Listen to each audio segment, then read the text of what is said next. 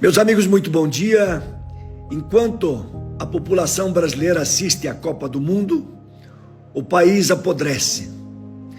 Este moço, sem formação universitária, uma pessoa simples do Amapá, se transforma no presidente do Senado, do Congresso Nacional.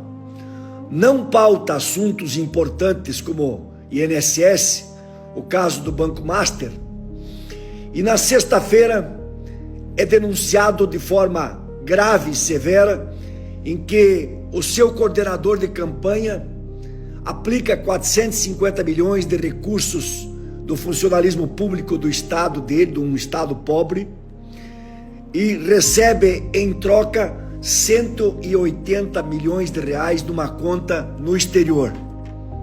E ele continua lá. Ontem, o ministro Alexandre de Moraes e a sua turma, seus asseclas animados, condena Eduardo Bolsonaro por coação do trama golpista. Eu não sei o que é isso, mas Alexandre de Moraes deveria se declarar impedido. Não tem valor nenhum essa condenação, porque ele é vítima do processo, tá? Alexandre de Moraes disse textualmente que Eduardo se licenciou antes de ir para os Estados Unidos. Ou seja, ele não tem prerrogativa de foro. Portanto, a PGR deveria mandar isso para uma vara comum para que transcorresse todas as possibilidades de recurso. E Alexandre de Moraes, o homem que teve a sua esposa um contrato de 130 milhões de reais, continua ainda nas suas funções. Ontem, Gilmar Mendes tentou lacrar com André Mendonça, dizendo que o caso Master seria uma nova Lava Jato, no sentido de que André Mendonça estava prendendo para tirar uma delação premiada.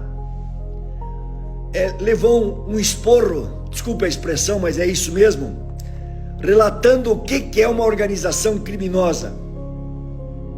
Chegou inclusive a dizer que ele estava protegendo a vida de Vorcaro, e isto é absolutamente verdadeiro, porque ele é um arquivo vivo, e Vorcaro tem os dias contados se não for protegido por André Mendonça. Seu Gilmar Palusa, dono de vários escândalos e vários debates dessa mesma natureza, como Barroso naquela época, continua ainda lá. Ontem ainda recebemos a notícia de que este cidadão aqui viajou com a esposa e com a amante. Eu não tenho absolutamente nada a ver com a vida dele, nem com a esposa dele, nem com a amante dele, mas ele usou o dinheiro da CBF. Mas antes de usar o dinheiro da CBF, eu pergunto para os senhores o seguinte: quem é esse Samir? De onde surgiu? Como que ele caiu de paraquedas, sendo a única opção para ser presidente? Os senhores sabem quem é o padrinho dele?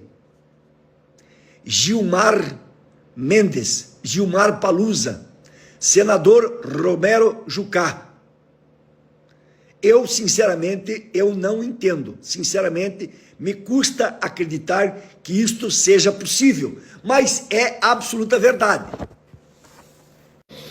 E finalizo dizendo que ontem tive o desprazer de ver que a população brasileira, o Estado brasileiro, através do Executivo, da Presidência da República, está patrocinando advogados, já gastaram 19 milhões para defender este indivíduo aqui, num crime que foi cometido por ele, numa condenação a empresas nos Estados Unidos, e ele perdeu o prazo para sua defesa, ou seja, ele vai ser condenado à revelia.